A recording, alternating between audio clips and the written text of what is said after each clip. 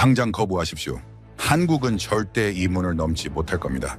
10년 전 펜타곤의 한 밀실에서 떨어진 이 한마디에 대한민국 전투기 사업은 사망 선고를 받았습니다. 미국은 기술 족쇄를 채웠고 일본은 비웃었으며 믿었던 파트너 인도네시아는 배신을 선택했죠. 하지만 하늘이 찢어지는 굉음과 함께 모든 것이 뒤집혔습니다. 미국의 도움 없이는 비행기 껍데기도 못 만들 거라던 그 오만을 비웃듯 태극기를 선명하게 새긴 KF-20을 양산 1호기가 활주로를 박차고 솟구친 것입니다.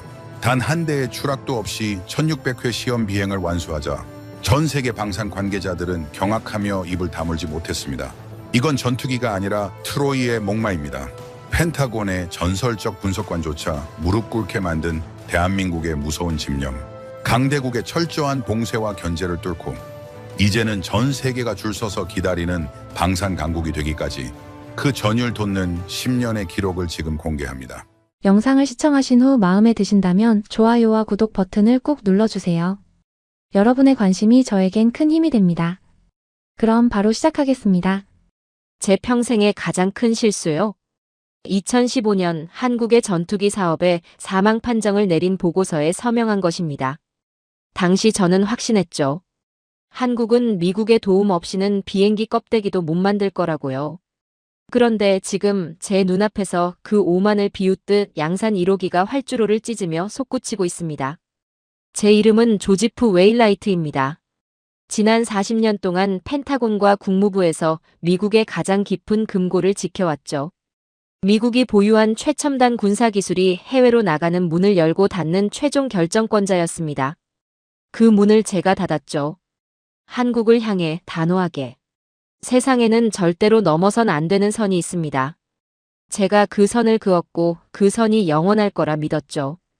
오늘 그 선이 제 눈앞에서 지워지고 있습니다.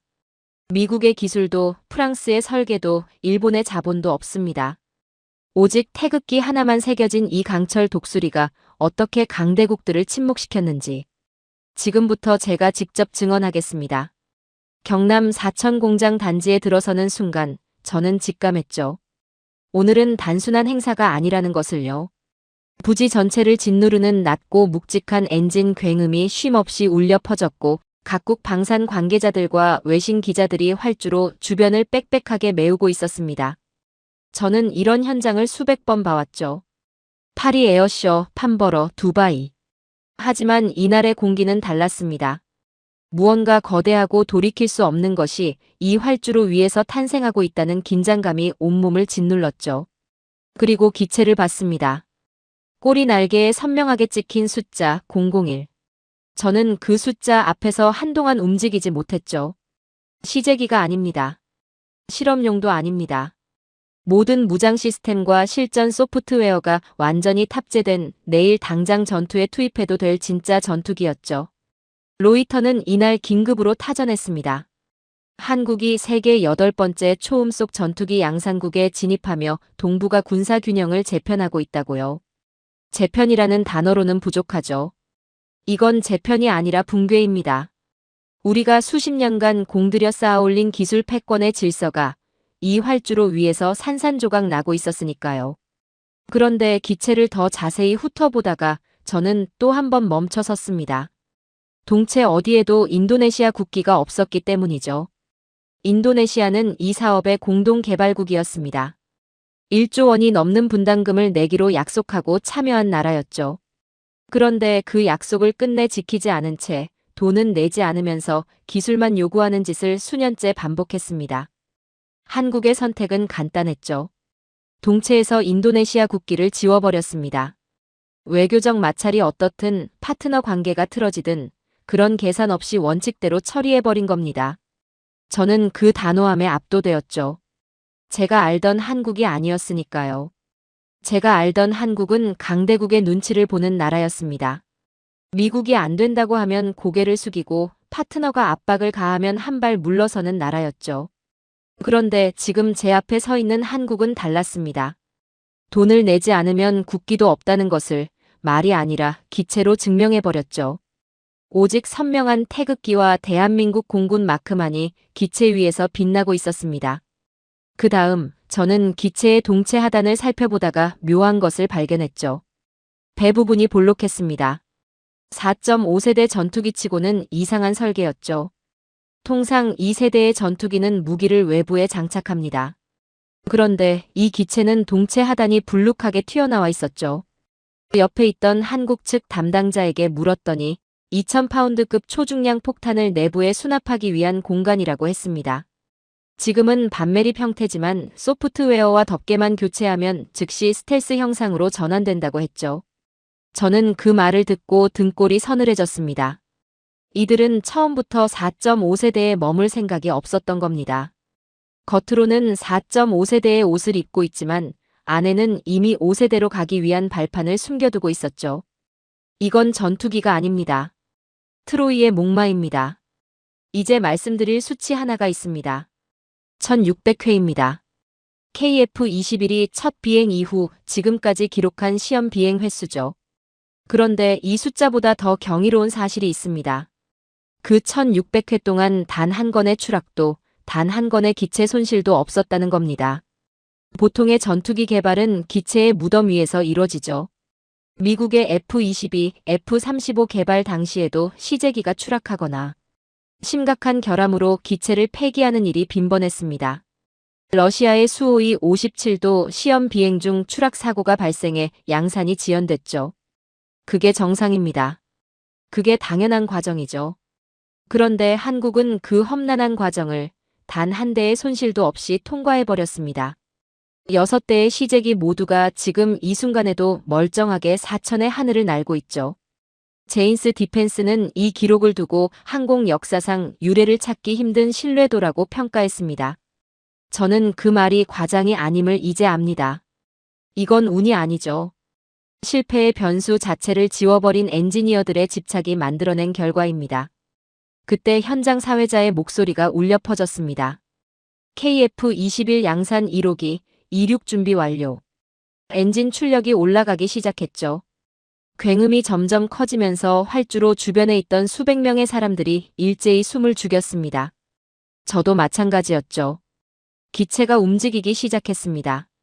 천천히, 그러다 빠르게, 그리고 순식간에 하늘로 치솟았죠. 태극기가 새겨진 동체가 사천의 하늘을 가르는 순간 저는 40년 경력의 전문가로서 단 한 번도 느껴보지 못한 감정을 느꼈습니다. 출고식장 한편에는 노병들이 앉아 있었습니다. 한국 전쟁을 직접 겪은 분들이었죠. 기체가 하늘로 솟구치는 순간 그분들 중 몇몇이 말없이 눈물을 훔쳤습니다. 저는 그 장면을 보며 오래전 제가 읽었던 자료 하나가 떠올랐죠. 전쟁의 폐허 속에서 한국은 나무로 비행기를 만들었습니다. 부하로라고 불렸죠. 그로부터 72년이 지난 지금 그 나라는 세계 8번째 초음속 전투기 양산국이 되었습니다. 저는 그 노병들의 눈물이 무엇을 의미하는지 압니다. 우리는 기술을 팔았죠. 저들은 그 기술 없이도 자존심을 지키며 여기까지 왔습니다. 저는 펜타곤의 이름으로 한국의 날개를 꺾었다고 확신했죠. 하지만 오늘 저는 제가 꺾어버린 날개 자리에 도단한 더 날카롭고 강인한 강철의 날개를 목격하고 있습니다. 그리고 이제 저는 압니다. 내가 틀렸다는 것을요. 오늘 이 자리에 오기 전까지 저는 한 번도 그날을 후회한 적이 없었습니다. 후회할 이유가 없었죠. 저는 옳았고 저의 판단은 완벽했으며 결과는 제가 원하는 대로 흘러갔으니까요. 그런데 오늘 사천의 하늘을 가르는 저 기체를 보고 나서야 저는 처음으로 그날의 기억을 다시 꺼내 들었습니다. 그리고 깨달았죠. 제가 그날 한국에 채운 것은 족쇄가 아니었습니다. 제가 그날 한국에게 준 것은 분노였습니다. 때는 가을이었습니다. 한국방위사업청과 국방과학연구소의 수뇌부가 펜타곤을 찾아왔죠. 목적은 단 하나였습니다. 자신들이 추진하는 전투기 사업에 필요한 핵심 기술을 이전해달라는 것이었습니다. 저는 그 방문 요청을 보고받는 순간 결론을 이미 내려두고 있었습니다. 안 된다고요. 그런데 저는 그 자리에서 곧바로 거절하지 않았습니다. 비서에게 조용히 지시했죠. 복도 의자에 앉혀두라고요. 그들은 제 집무실 문 앞에서 30분을 기다렸습니다. 펜타곤 4층 복도를 오가는 미국 장교들이 그 한국 대표단을 훑어봤죠. 누구 하나 말을 걸지 않았습니다. 누구 하나 인사를 건네지 않았어요. 그것이 제가 의도한 바였습니다. 협상 테이블에 앉기도 전에 이 자리가 어떤 자리인지를 몸으로 느끼게 하는 것이죠. 문이 열리고 들어온 한국 대표단의 표정을 저는 지금도 기억합니다. 이미 기가 꺾여 있었습니다. 저는 고개도 들지 않은 채 서류를 넘기며 말했죠. 바쁘니까 본론만 하십시오. 그들이 KFX 사업 계획서를 꺼내 설명하기 시작했을 때 저는 속으로 피식 웃었습니다. 초음 속 전투기를 자체 개발하겠다고요? 4.5세대 전투기를 독자적으로 설계하겠다고요? 저는 서류 뭉치 하나를 테이블 위로 밀어냈습니다. 그 안에는 미국 애리조나 사막의 보관 기지에 줄지어선 중고 F-16 목록이 들어있었죠. 제가 말했습니다. 이걸 가져다 쓰십시오. 싸게 드리겠습니다. 당신들이 무슨 전투기를 만듭니까? 동맹국의 좋은 조건으로 재고를 넘겨주는 것. 이것이 진짜 협력 아니겠습니까? 그 말이 끝나는 순간 자리에 앉아있던 한국 장성들의 얼굴이 굳어졌습니다. 수치심이었죠. 저는 그 표정을 보며 아무런 감정도 느끼지 않았습니다. 이것은 비즈니스였으니까요. 감정이 끼어들 자리가 없었습니다. 그런데 그것으로 끝이 아니었습니다. 회의 중반, 저는 갑자기 화제를 바꿨습니다. 한국이 운용 중인 F-15K와 F-16의 핵심 부품은 미국이 블랙박스로 봉인해둔 상태였죠. 저는 그 봉인을 소재로 꺼냈습니다. 우리가 제공한 장비를 몰래 분해해서 들여다봤다는 첩보가 있다고 했습니다. 만약 한 번이라도 더 선을 넘는다면 한국 공군이 운용 중인 모든 전투기의 부품 공급을 즉시 중단하겠다고요. 그 자리가 순식간에 얼어붙었습니다. 부품 공급이 끊긴다는 것이 무슨 의미인지 그 자리에 있던 사람들은 누구보다 잘 알았죠. 한국 공군 전체가 땅에 발이 묶인다는 뜻이었습니다. 저는 그것을 알면서 말했습니다. 그것이 제가 쥔 패였으니까요. 한국 측은 풍동시설 대여도 요청했습니다. 전투기 설계를 검증하려면 초음 속 바람을 일으키는 대형 풍동시험이 필수인데 당시 한국은 그런 시설이 없었죠. 미국 항공우주국이나 미 공군 시설을 빌려달라는 요청이었습니다. 저는 단칼에 잘랐습니다. 우리 시설은 미국의 국익을 위해 존재하는 것이라고요. 한국 전투기의 설계 데이터가 우리 시설에 남을 이유가 없다고 했죠. 유럽에 가서 알아보든가, 그것도 싫으면 포기하든가. 그 말을 듣는 한국 연구원의 눈빛이 흔들렸습니다. 저는 그 흔들림을 보며 생각했죠. 이 사업은 여기서 끝난다고요. 소스코드 문제도 있었습니다. 전투기의 모든 무장과 레이더를 통제하는 핵심 알고리즘이죠. 저는 미국의 모든 방산업체에 조용히 지시를 내렸습니다. 한국 측에 단 한 줄의 코드도 넘기지 말라고요. 그들이 국산 미사일을 달고 싶어 해도 절대 코드를 열어주지 말라고 했죠. 이유는 간단했습니다. 껍데기는 만들어도 좋습니다. 하지만 그 껍데기 안에 두뇌는 영원히 미국이 쥐고 있어야 했으니까요. 기체는 한국 것처럼 보여도 실제로는 미국이 원격으로 조종하는 구조를 만들겠다는 계산이었죠. 엔진 통합 기술 요청이 들어왔을 때는 저도 모르게 비웃음이 나왔습니다. 엔진에서 뿜어져 나오는 섭씨 2000도의 화염을 견디는 소재와 제어 기술은 수십 년의 축적이 필요한 영역입니다. 저는 말했습니다. 당신들 가전제품 만드는 실력으로 이 열기를 감당할 수 있겠냐고요. 엔진은 우리가 줄 때 감사히 받아쓰고 뚜껑은 열지 말라고 했죠. 그 말을 듣던 한국 공학자의 얼굴이 붉어졌습니다. 저는 그것이 수치심인지 분노인지 그때는 구분하지 않았습니다. 어느 쪽이든 상관없었으니까요. 그리고 마지막이었습니다. 저는 가장 굵은 만년필을 꺼냈습니다. 한국 측이 제출한 기술 이전 요청 보고서의 첫 장에 또렷하게 휘갈겼죠. 거부. 그 서류를 테이블 위로 밀어냈습니다. 이걸로 끝입니다. 돌아가서 대안을 찾으십시오. 대안이 있다면요. 한국 대표단이 자리에서 일어났습니다. 아무 말도 없었죠. 짐을 챙기는 손이 떨리는 것이 보였습니다. 한 젊은 연구원은 끝내 고개를 들지 못했습니다. 그들이 집무실 문을 나서는 발소리를 들으며 저는 생각했습니다. 한국의 전투기 사업은 오늘로 끝났다고요. 다시는 이 문을 두드릴 일이 없을 거라고 저는 확신했죠. 그런데 한국에서 돌아온 소식이 있었습니다. 그 회의가 끝나고 서울로 돌아간 대표단 중 누군가가 화장실 칸에 들어가 소리 없이 울었다는 이야기였습니다. 저는 그 이야기를 전해 들으며 아무런 감흥을 느끼지 못했습니다. 비즈니스 세계에서 약자의 눈물은 그저 패배의 확인일 뿐이라고 생각했으니까요. 하지만 오늘 저는 압니다. 그 눈물은 패배의 눈물이 아니었습니다. 그것은 분노를 삼키는 소리였죠.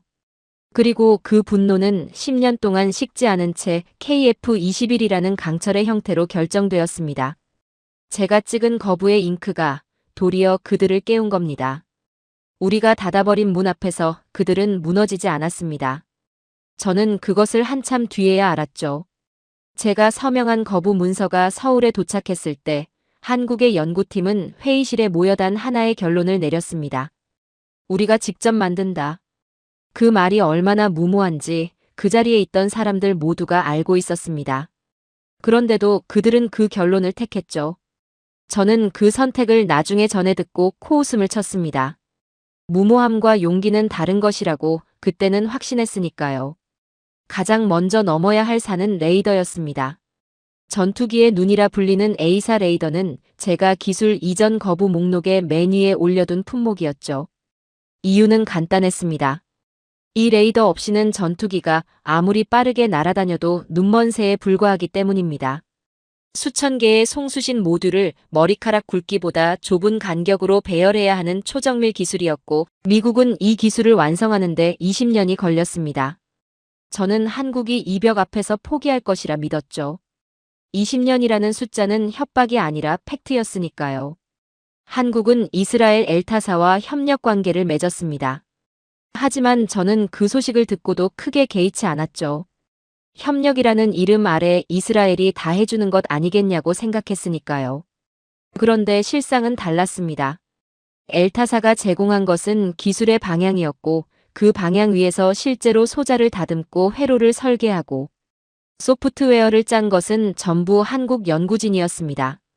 그들은 방진복을 입고 현미경 앞에 앉아 수천 개의 소자를 손으로 직접 납땜했습니다. 정밀 장비조차 부족했던 초기에는 손떨림 하나가 하루치 작업을 날려버리는 일이 비일비재했죠. 손이 너무 떨려 저녁 밥숟가락을 들지 못하는 연구원이 있을 정도였다고 합니다. 그 지독한 수작업이 4년간 이어졌습니다. 그리고 시제품이 나왔습니다. 미국이 20년 걸린다고 했던 그 레이더가 4년 만에 한국의 손에서 탄생했죠. 제인스 디펜스는 이 속도를 두고 세계 항공 역사상 유례를 찾기 힘든 기적이라고 했습니다. 저는 그 기사를 읽으며 처음으로 등줄기가 서늘해지는 것을 느꼈습니다. 그런데 더 놀라운 것은 그 다음이었습니다. 레이더를 만들었으면 이제 혹한에서도 작동하는지 확인해야 합니다. 한국 연구진은 영하 40도의 저온 챔버에 레이더를 밀어 넣었습니다.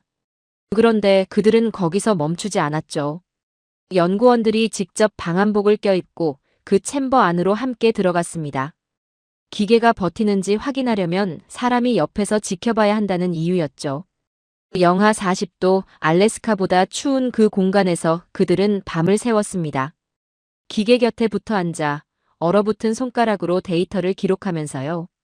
저는 이 이야기를 나중에 보고서로 접했을 때 한동안 말이 나오지 않았습니다. 이건 기술 개발이 아니었습니다. 이건 싸움이었죠. 자신들을 무시한 세계를 향한 조용하고 지독한 싸움이었습니다. 소스코드 문제는 어떻게 됐을까요?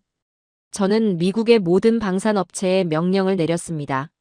한국의 단 한 줄의 알고리즘도 넘기지 말라고요. 그 명령은 완벽하게 지켜졌습니다. 한국 연구진 앞에는 아무것도 없는 백지가 놓였죠. 그런데 그들은 그 백지 위에 직접 글을 쓰기 시작했습니다. 미사일 발사 타이밍을 계산하는 수식을 처음부터 만들었고 레이더 신호를 처리하는 알고리즘을 밑바닥부터 짰습니다. 수백만 줄의 코드를 한 줄씩 한 글자씩 써내려갔죠. 그 결과가 무엇인지 아십니까? 이제 한국은 미국의 허락 없이 어떤 미사일이든 이 기체에 달 수 있습니다. 유럽산 미티어 미사일도 국산 천룡 미사일도 미국이 뭐라 하든 상관없이 자유롭게 통합할 수 있죠. 제가 채우려 했던 그 쇠사슬을 그들은 한 줄씩 끊어냈습니다. 엔진 통합 과정에서는 사건이 하나 있었습니다. 미국 제너럴 일렉트릭에서 기술진을 파견해 한국에 엔진 지원을 나갔는데 그들이 예정보다 훨씬 일찍 짐을 쌌습니다. 이유가 무엇이었을 것 같습니까? 한국 엔지니어들이 엔진 통합 기술을 너무 빨리 습득해버렸기 때문입니다. 파견 기술진이 가르칠 내용이 바닥났다고 했죠. 오히려 한국 연구원들이 우리가 더 배울 것이 있냐고 물을 정도였다고 합니다. 미국 기술진은 당신들은 이미 마스터했다는 말을 남기고 사천을 떠났습니다. 저는 그 보고를 받고 자리에서 일어나 한동안 서성였습니다. 풍동 이야기도 빼놓을 수 없습니다. 제가 미국 시설 대여를 단칼에 거절했을 때 한국은 유럽으로 가서 비싼 돈을 냈습니다. 굴욕이었죠. 하지만 그것이 끝이 아니었습니다. 한국은 돈을 쓰면서 동시에 자체 풍동시설을 짓기 시작했습니다. 아음속과 초음속 바람을 모두 만들어낼 수 있는 대형 시설을요. 그리고 그 시설이 완성되자 이번에는 다른 나라들이 한국의 풍동을 빌려달라고 줄을 서기 시작했죠. 빌려달라고 애원하던 나라가 빌려주는 나라가 된 겁니다. 저는 이 역전의 소식을 들으며 쓴웃음밖에 나오지 않았습니다. 출고식 현장을 다시 떠올립니다. 행사장 한편에 전국 각지에서 올라온 중소기업 대표들이 자리를 채우고 있었습니다. KF-21 한 대에는 6만 4천여 개의 부품이 들어갑니다. 그 부품들을 만들어낸 업체가 700곳이 넘요. 볼트 하나, 전선 한 가닥, 밀봉재 한 조각까지 국산화율이 이미 65%를 넘어섰습니다. 납기를 맞추기 위해 공장 바닥에서 쪽잠을 자던 기술자들, 이름 한 번 신문에 오르지 못한 수만 명의 사람들이 이 기체를 만든 진짜 주인공들이었죠. 저는 그 현장의 열기를 피부로 느끼며 생각했습니다. 이건 한 기업의 성과가 아닙니다. 대한민국이라는 나라 전체가 한 방향을 향해 밀어올린 거대한 집념의 결과물이었죠. 우리가 닫아버린 문 앞에서 그들은 울지 않았습니다. 대신 그들은 그 문을 부수고 나갈 망치를 스스로 벼려내고 있었습니다. 그것도 10년이라는 세월 동안 단 한 번도 멈추지 않고요. 저는 오늘에야 그 사실을 압니다. 그리고 솔직히 말씀드리죠. 두렵습니다. 이들이 앞으로 10년을 더 달린다면 그 끝에 무엇이 서 있을지. 저로서는 도저히 가늠이 되지 않습니다. 저는 평생 미국이 세계 무기 시장의 심판이라고 믿었습니다. 팔지 말지를 결정하는 것도 미국이고 가격을 정하는 것도 미국이며 기술의 등급을 매기는 것도 미국이었죠. 그 질서는 수십 년 동안 단 한 번도 흔들린 적이 없었습니다. 그런데 오늘 저는 그 질서가 조용히 무너지고 있다는 것을 실감하고 있습니다. 한국이 그 질서를 부수고 있었죠. 총 한 방 쏘지 않고 선언 한마디 없이 그저 실력으로. 이야기는 미사일에서 시작됩니다. KF-21 사업이 본궤도에 오르자 미국의 방산 업체들이 움직이기 시작했습니다. 레이시온을 비롯한 미사일 거물들이 자신들의 무장을 KF-21에 통합해주겠다며 협상 테이블에 나왔죠. 그런데 그 협상 조건이 가관이었습니다. 통합 비용으로 수천억 원을 요구했습니다. 기술도 없는 나라가 전투기를 만들었으니 우리 무장이라도 달아줘야 쓸만해진다는 논리였죠. 한국을 여전히 을로 보고 있었던 겁니다. 한국의 대답은 단호했습니다. 유럽 NBDA사의 미티어 미사일을 선택했죠. 미국을 협상 테이블에서 걷어낸 겁니다.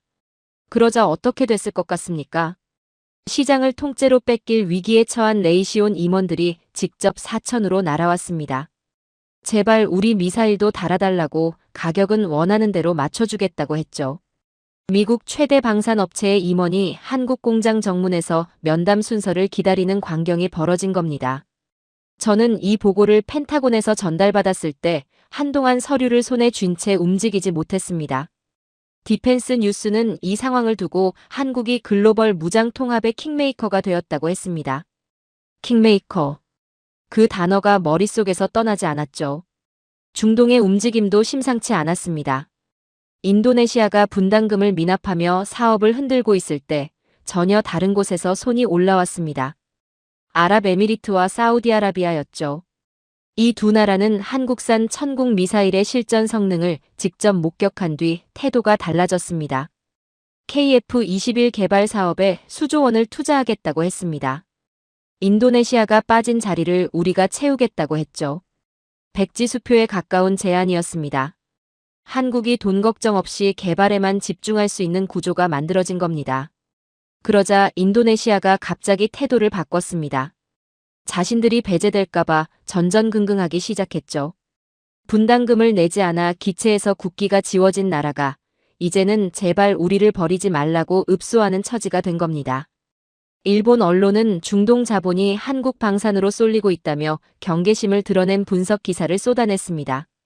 한국을 경계하는 일본의 그 시선 자체가 이미 위상의 역전을 증명하는 것이었죠. 유럽에서도 균열이 생기기 시작했습니다. 우크라이나 전쟁 이후 폴란드는 절박했습니다. 당장 실전 배치가 가능한 고성능 전투기가 필요했는데 미국산 F-16은 대기 순번이 너무 길었고 F-35는 가격이 감당이 안 됐죠. 폴란드가 선택한 답이 무엇이었을 것 같습니까? 한국이었습니다. 이미 FA-50을 도입하며 한국 무기의 납기와 성능을 직접 확인한 폴란드는 KF-21 도입을 기정사실로 받아들이기 시작했습니다.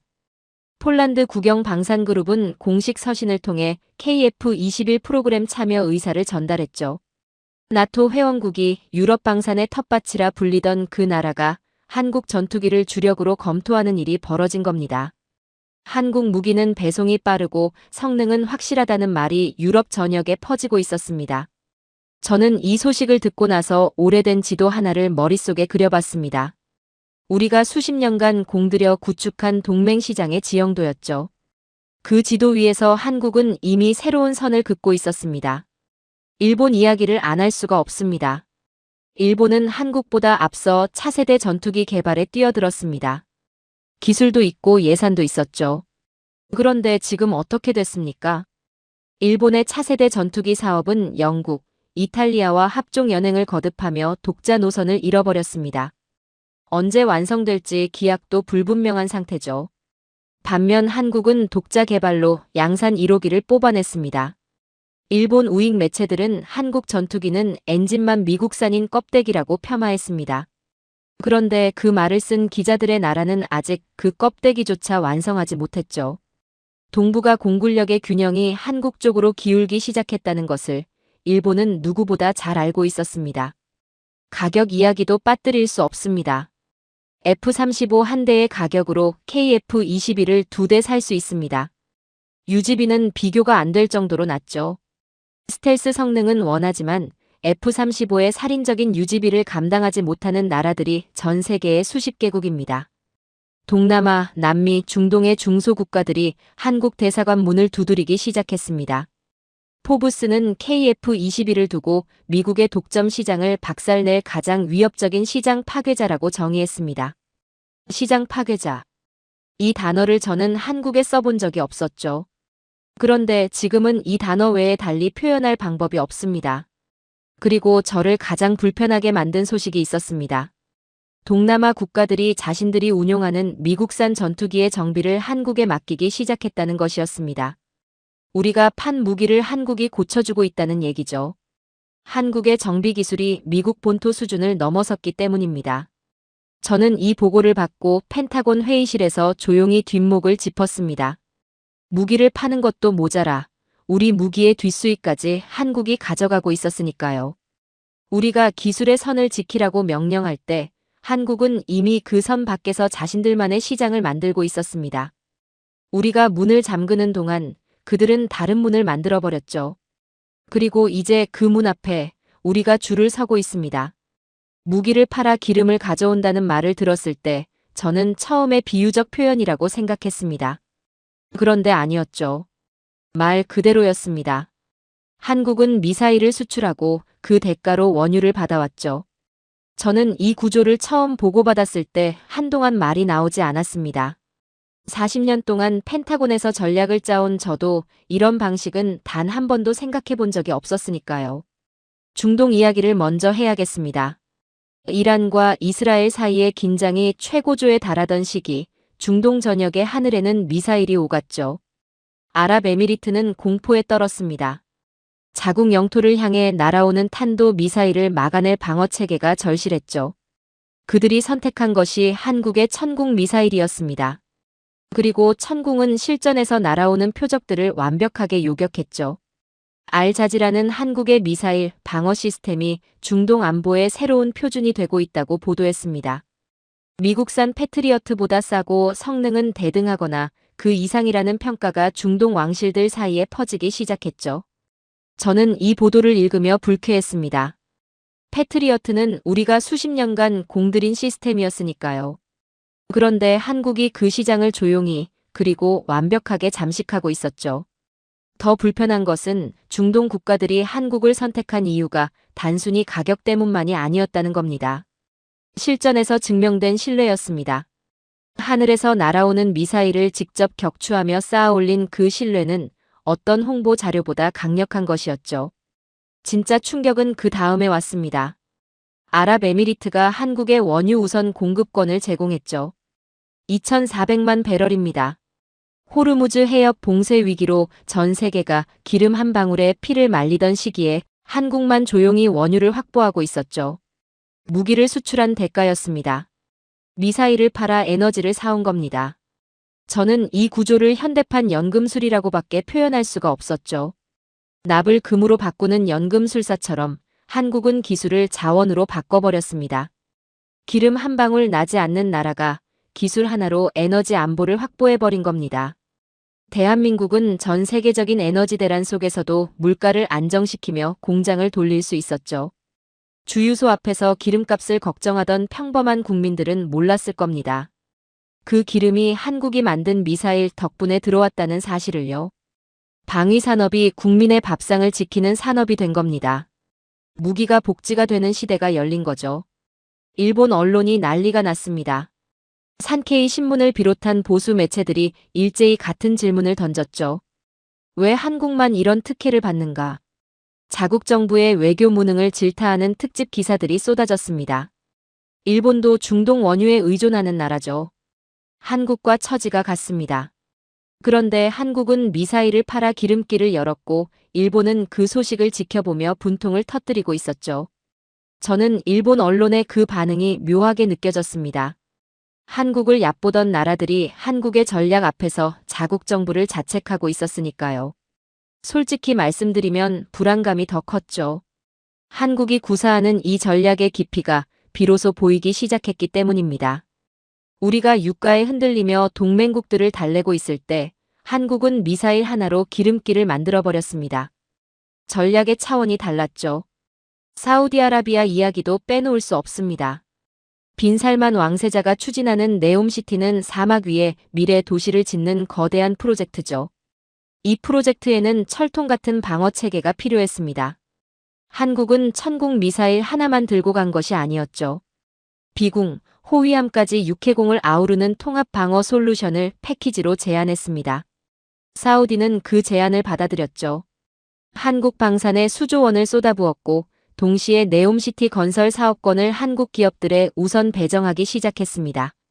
무기를 팔아 건설 수주를 따낸 겁니다. 방산과 건설이 손잡고 오일머니를 쓸어 담는 구조가 완성된 거죠. 저는 이 구조를 처음 파악했을 때 등에 식은땀이 흘렀습니다. 이건 단순한 무기 거래가 아니었죠. 무기 하나가 산업 전체의 문을 열어젖히는 마스터키 역할을 하고 있었습니다. 국가 전략의 차원이 달랐죠. 왜 미국산 무기를 두고 한국을 선택했는지 이해가 되지 않았습니다. 그래서 저는 중동 왕실 관계자와 직접 대화할 기회를 만들었죠. 그가 말하는 내용을 들으며 저는 점점 표정을 유지하기가 힘들어졌습니다. 미국 무기는 성능은 좋지만 조건이 너무 까다롭다고 했죠. 수출 허가, 사용 승인, 정치적 간섭, 운용 제한. 무기를 샀는데 정작 그 무기를 어떻게 쓸지를 미국이 결정하는 구조라는 얘기였습니다. 그에 비해 한국은 달랐다고 했죠. 기술 이전에 유연했고 현지 생산에도 열린 태도를 보였으며 핵심 성능은 확실하게 보장했습니다. 우리는 동맹을 신뢰하며 기술을 나눈다는 한국의 태도가 중동 왕실을 움직인 거죠. 저는 그 말을 들으며 펜타곤 회의실에서 제가 수없이 했던 말들이 떠올랐습니다.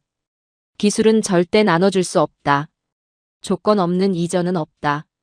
우리가 통제해야 한다. 그 원칙이 결국 고객들을 한국으로 밀어낸 겁니다.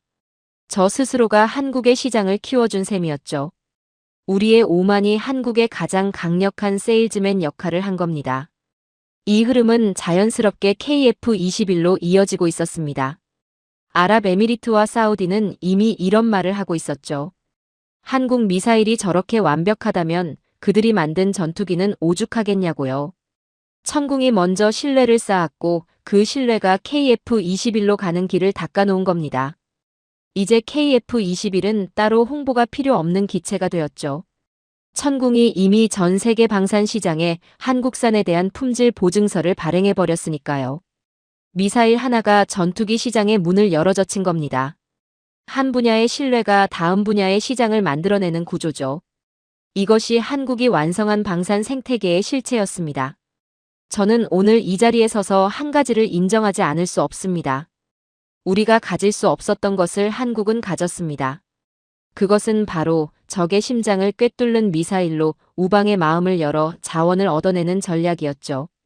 펜타곤의 전략가들이 수십 년간 고민해도 만들어내지 못한 그 구조를 한국은 조용히 완성했습니다. 기름 한 방울 나지 않는 땅에서 기술 하나로 에너지 제국을 건설해버린 겁니다. 저는 그 사실 앞에서 경외감을 느낍니다. 그리고 동시에 깊은 자괴감을 느끼죠. 우리가 기술을 틀어쥐고 통제하는 사이 한국은 그 틈새에서 세상을 바꾸고 있었으니까요. 세상에는 두 종류의 나라가 있습니다. 배신의 대가를 치르는 나라와 그 대가를 당당하게 받아내는 나라죠. 오늘 저는 그 두 종류를 한자리에서 목격했습니다. 한쪽은 담장 밖에서 망원경을 들고 섰고 다른 한쪽은 활주로 위에서 태극기를 달고 하늘로 솟구쳤죠. 저는 그 장면을 보며 10년 전 제가 내린 판단을 다시 떠올렸습니다. 한국은 절대 이 문을 넘을 수 없다고 확신했던 그 판단을요. 그런데 지금 문을 못 넘은 것은 한국이 아니라 한국을 배신했던 나라들이었습니다. 인도네시아 이야기를 먼저 해야겠습니다. 이 나라가 걸어온 길을 보면 배신이라는 단어가 이토록 정확하게 들어맞는 경우도 드물죠. 분담금을 내지 않겠다고 버티면서 기술은 달라고 요구했습니다. 한국이 원칙을 지키자 등을 돌리고 프랑스 라팔을 선택했죠. 그것도 모자라 튀르키예의 칸 전투기 사업에도 발을 걸쳤습니다. 한국을 압박 카드로 쓰면서 이쪽 저쪽을 저울질하는 전략이었죠. 저는 그 영리한 줄타기가 언제까지 통할지 지켜봤습니다. 그리고 그 줄이 끊어지는 순간도 목격했죠. 라팔 이야기부터 하겠습니다. 중동에서 이란의 드론 공격이 이어지던 시기였죠. 이란이 쏘아보낸 샤헤드 드론은 대당 가격이 2천만 원 수준입니다. 값싸게 대량으로 날려보내는 소모전 무기죠. 그런데 이 드론을 상대하기 위해 프랑스 공군이 라팔을 띄웠습니다. 라팔이 탑재한 미카 미사일 한 발의 가격이 얼마인지 아십니까? 20억 원입니다. 2천만 원짜리 드론 하나를 잡으러 20억 원짜리 미사일을 쏘는 겁니다. 한 발로 끝나면 그나마 다행이죠. 드론은 때로 날아오니까요. 수십 발을 쏟아부어야 하는 상황이 벌어졌습니다. 전쟁이 아니라 돈을 태우는 거죠. 저는 이 상황을 보고받으며 혀를 내둘렀습니다. 프랑스는 싸우는 게 아니라 청구서를 쌓고 있었으니까요. 인도네시아 언론조차 라팔은 현대 드론 전쟁에서 효과적인 해결책이 아니라며 자국 정부의 선택을 비판하기 시작했죠. 자신들이 선택한 무기를 자신들이 비판하는 상황이 된 겁니다. 배신의 첫 번째 청구서가 날아든 셈이었죠. 그렇다면 한국은 어떻게 대응했을까요? KF-21은 처음부터 이 문제를 다르게 접근했죠. 값비싼 미사일을 드론에 낭비하는 대신 저가형 무인기가 먼저 나가 적 드론을 요격하고 KF-21은 뒤에서 전체를 지휘하는 구조를 설계했습니다. 무인 편대기와 함께 움직이는 이 시스템은 프랑스 라팔이 아직 시도조차 못한 영역이죠. 라팔이 20억짜리 미사일을 낭비하는 동안 한국은 이미 다음 세대의 전장을 설계하고 있었습니다.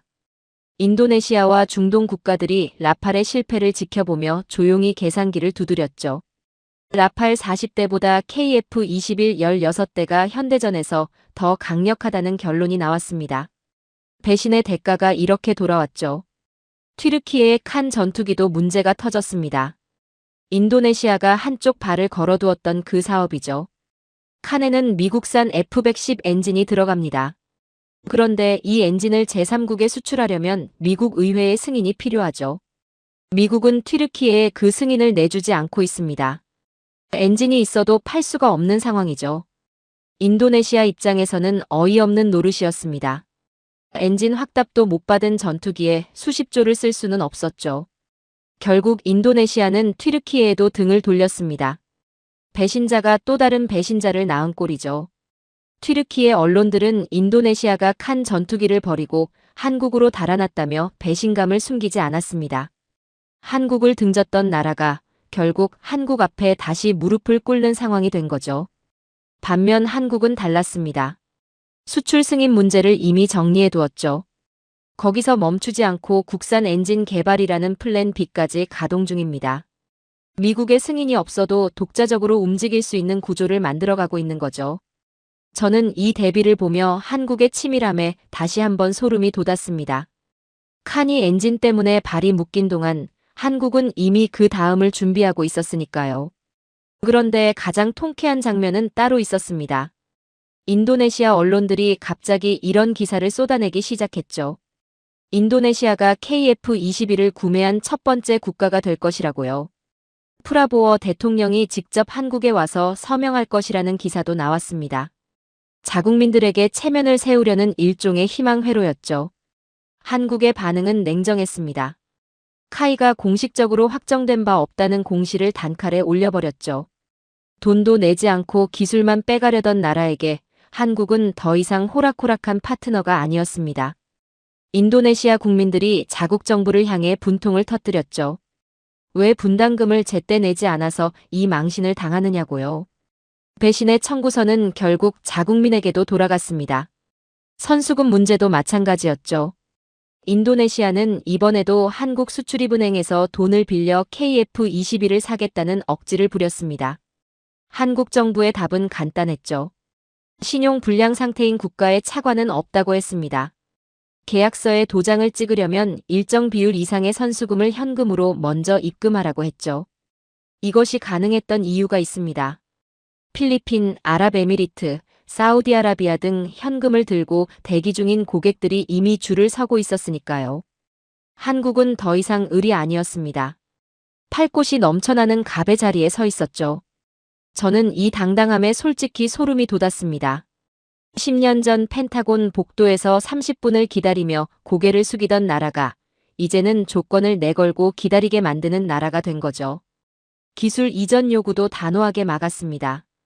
인도네시아는 현지에 생산 공장을 짓고 기술을 대폭 이전해달라고 요구했죠. 한국의 답은 명확했습니다. 핵심 부품은 모두 한국에서 생산하고 조립만 일부 허용할 수 있다고 했죠. 인도네시아가 노리던 기술 탈취의 길이 완전히 막혀버렸습니다. 한국은 이제 기술의 가치를 지키는 법을 알고 있었죠.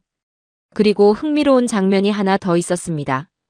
출고식장에서 일본과 중국의 군 관계자들이 KF-21의 기체 표면을 유심히 살펴보다 보안 요원에게 제지당하는 일이 벌어졌죠. 초고 해상도 카메라로 나사 하나까지 담으려 했습니다. 한국을 베끼기 쉬운 나라라고 비웃던 이들이 정작 기술 하나라도 훔치려 눈을 번뜩이고 있었던 거죠. 저는 그 장면을 보며 쓴웃음이 났습니다. 세상은 이미 바뀌어 있었습니다. 출고식 현장에서 한 어르신이 하신 말씀이 있습니다. 남의 나라 눈치 보느라 애태웠는데 이제는 우리 마음대로 국기도 떼고 당당하니 속이 다 시원하다고 하셨죠. 저는 그 말을 전해 듣고 한동안 아무 말도 하지 못했습니다. 그 어르신이 말씀하신 남의 나라 눈치, 그것이 바로 저였으니까요. 우리가 준 적 없는 기술을 한국은 스스로 만들었고 우리가 가르친 적 없는 외교를 한국은 스스로 완성했습니다. 배신자들에게 남은 자리는 사죄의 줄뿐이었죠. 그리고 한국은 그 줄을 차분하게, 당당하게 관리하고 있었습니다. 저는 평생 하늘의 규칙을 정하는 쪽에 서 있었습니다. 어떤 나라가 어떤 무기를 가질 수 있는지, 어디까지 허용하고 어디서 막을지를 결정하는 자리였죠. 그 규칙 안에서 한국은 4.5세대까지만 허용된 나라였습니다. 그 이상은 안 된다고 저는 못 박았죠. 그런데 오늘 저는 그 규칙이 이미 무의미해졌다는 것을 깨달았습니다. 한국은 제가 그어놓은 선 안에 머물지 않았습니다. 그 선을 지우고 자신들만의 새로운 하늘을 만들고 있었죠. 가장 먼저 저를 충격에 빠뜨린 것은 철룡 미사일이었습니다. 과거 한국 전투기에 무장을 달려면 반드시 미국의 승인이 필요했죠. 어떤 미사일을 달지, 언제 발사할지 그 결정권은 사실상 미국에 있었습니다. 한국이 아무리 좋은 기체를 만들어도 화살의 주도권은 우리 손에 있었죠.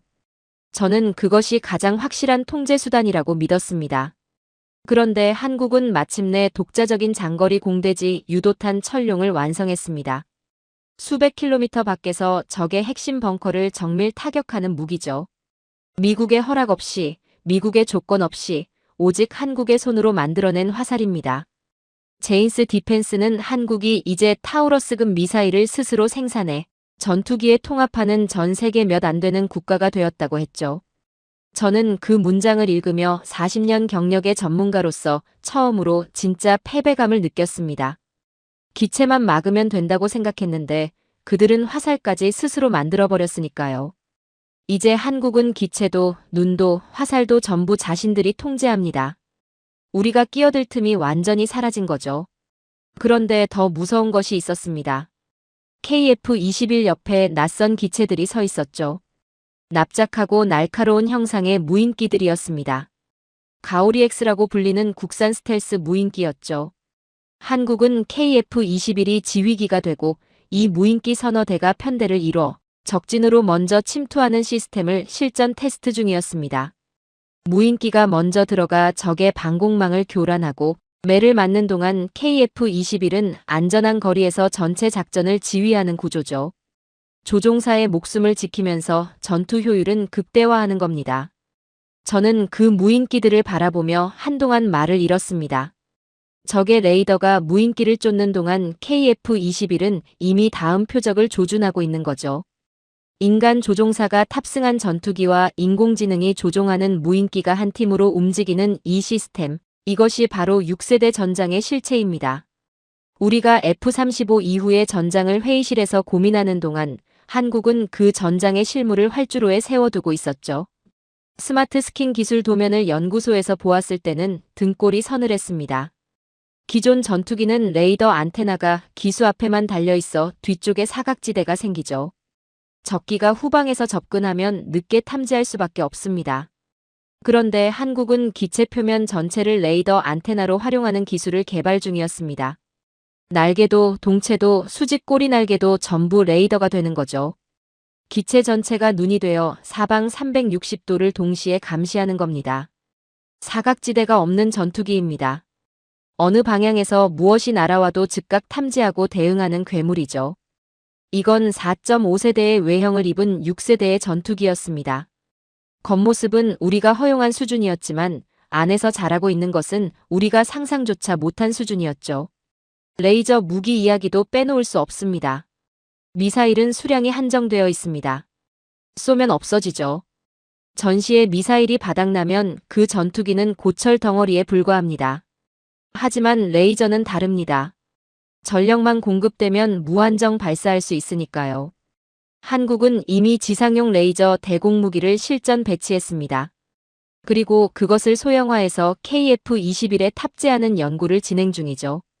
적 미사일이 날아오면 레이저로 태워버리는 공중 방어막입니다. 탄약 걱정 없이 무한정 방어하는 전투기가 탄생하는 거죠. 저는 그 계획서를 보며 솔직히 두려움을 느꼈습니다. 우리가 SF 영화에서나 그리던 전장을 한국은 현실로 만들고 있었으니까요. 극초음 속 미사일 하이코어도 있었습니다. 마하 5 이상의 속도로 날아가는 이 무기는 현존하는 어떤 방어망도 뚫죠. 요격할 시간 자체가 없으니까요. 발사되는 순간 이미 끝난 겁니다.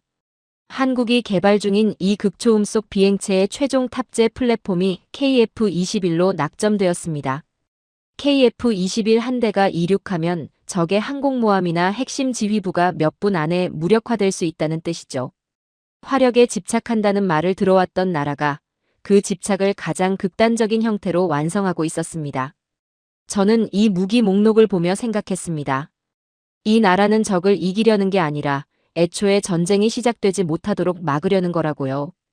압도적인 화력으로 적이 감히 도발할 엄두조차 내지 못하게 만드는 전략이죠. 그것이 한국이 추구하는 억제력의 실체였습니다. 그리고 저는 한 가지 숫자를 다시 떠올렸습니다. 120대입니다. 한국이 확정한 KF-21 국내 배치 물량이죠. 많이 만들수록 단가가 내려가고 단가가 내려갈수록 수출 경쟁력이 올라갑니다. 그 규모의 경제가 완성되면 전 세계 방산 시장에서 한국의 가격 경쟁력은 누구도 따라올 수 없는 수준이 되죠. 이미 수십조 원의 경제 효과가 이어지고 있고 지방에 쇠락하던 공단들이 KF-21 부품 생산으로 다시 불을 켰습니다. 전투기 한 대가 나라를 먹여 살린다는 말이 비유가 아니라 현실이 된 거죠. 우리는 그들에게 하늘의 규칙을 따르라고 명령했습니다. 4.5세대까지만 허용한다고 그 이상은 꿈도 꾸지 말라고 했죠. 하지만 그들은 이미 그 규칙을 파괴하고 자신들만의 새로운 하늘을 만들고 있었습니다. 무인 편대가 적진을 뚫고 레이저가 미사일을 태우며 극초음 속 화살이 방어망을 무력화하는 하늘이죠. 우리가 50년을 앞서 있다고 믿었던 오만이 오늘 이 활주로 위에서 산산조각 났습니다. 그리고 저는 이제 확신합니다. 이들은 멈추지 않을 거라고요. 10년 전 제가 닫아버린 그 문이 이들을 멈추게 하지 못했던 것처럼요. 저는 오늘 이 자리에 오면서 한 가지를 각오했습니다. 틀렸다는 것을 인정해야 할 수도 있다고요. 40년 경력의 전문가가 틀렸다는 말은 쉽게 나오는 말이 아닙니다. 하지만 지금 제 눈앞에 펼쳐진 현실 앞에서는 그 말을 피할 방법이 없죠. 저는 틀렸습니다. 완전히 그리고 철저하게. 출고식이 끝난 뒤 저는 공장 단지를 천천히 걸었습니다. 그리고 묘한 광경을 목격했죠. 복도 한쪽에 젊은 엔지니어 서너 명이 모여 앉아 있었습니다. 행사가 끝난 뒤에도 자리를 뜨지 않고 노트를 펼쳐놓고 무언가를 이야기하고 있었죠. 저는 통역을 통해 무슨 이야기를 하는지 들었습니다. 양산 1호기의 특정 비행 데이터를 분석하며 다음 개선 방향을 논의하고 있었습니다. 오늘 같은 날 축제 분위기 속에서도 그들은 이미 다음을 보고 있었죠. 저는 그 모습을 보며 오래된 기억이 하나 떠올랐습니다. 한때 미국의 연구소들도 저랬습니다. 밤을 새우며 다음을 설계하고 성공의 기쁨보다 개선의 가능성에 더 흥분하던 시절이 있었죠. 우리는 언제부턴가 그것을 잃어버렸습니다. 그런데 한국은 아직 그것을 갖고 있었죠. 그 지독한 열정이 이 나라의 가장 강력한 무기였습니다. 놀라운 소식이 또 있었습니다. 대한민국의 모든 지방이 청년 인구 감소를 걱정하는 시대에 경남 사천은 정반대의 현상이 벌어지고 있었죠. 서울대와 카이스트 출신의 엘리트 공학도들이 대기업 취직 대신 사천행을 선택하고 있었습니다. 저는 처음에 이해가 되지 않았죠. 왜 최고의 인재들이 수도권을 등지고 지방으로 내려가는 것인지요. 이유를 들어보니 답이 명확했습니다. 내 손으로 세계 최고의 전투기를 만든다는 것, 그 하나였죠. 돈이나 안정이 아니라 세계 1등을 향한 정복욕이 그들을 사천으로 끌어당기고 있었습니다. 저는 그 젊은이들의 눈빛에서 희생이나 헌신을 보지 않았습니다. 야망을 봤죠. 냉혹하고 날카로운 기술적 야망이었습니다. 이들이 사천에 모여드는 한 대한민국의 항공산업은 멈추지 않을 거라는 확신이 들었습니다. 그리고 그 확신은 두려움으로 바뀌었죠. 10년 후, 20년 후 이 나라의 하늘이 어떤 모습일지 저로서는 도저히 가늠이 되지 않았으니까요. 납기 이야기도 빼놓을 수 없습니다. 무기 시장에서 납기 지연은 거의 관행처럼 굳어진 문제입니다. 독일의 전차도 미국의 전투기도 계약한 날짜에 오는 법이 드물죠. 그런데 한국은 달랐습니다. 폴란드의 FA-50을 납품할 때도 이번 KF-21 양산 1호기를 뽑을 때도 한국은 약속한 날짜를 단 하루도 어기지 않았죠. 세계 최고 수준의 전투기를 세계 최고 수준의 속도로 약속한 날짜에 정확히 내놓는 나라. 그것이 지금의 대한민국입니다. 전 세계 국방장관들이 한국의 이 신뢰를 극찬하는 이유가 여기 있죠. 성능도 기술도 약속도 전부 세계 최고 수준입니다. 신뢰는 한 번에 만들어지지 않습니다. 수십 번의 약속을 지켜야 쌓이는 것이죠. 한국은 그 신뢰를 조용히 그리고 완벽하게 쌓아왔습니다. 그리고 그 신뢰가 지금 전 세계 방산 시장에서 가장 강력한 무기가 되어 있었죠. 흥미로운 풍경도 목격했습니다. 사천 공장 인근의 평범한 식당에서였죠. 동남아, 중동, 유럽에서 온 각국 국방 관계자들이 한국 음식을 앞에 놓고 카이와의 면담 순서를 기다리고 있었습니다. 10년 전 펜타곤 복도에서 30분을 서서 기다리던 한국 대표단의 모습이 떠올랐습니다. 그 장면과 지금 이 식당 풍경이 머릿속에서 겹쳐지는 순간 저는 말로 표현하기 힘든 감정을 느꼈죠. 세상이 완전히 뒤집혔습니다.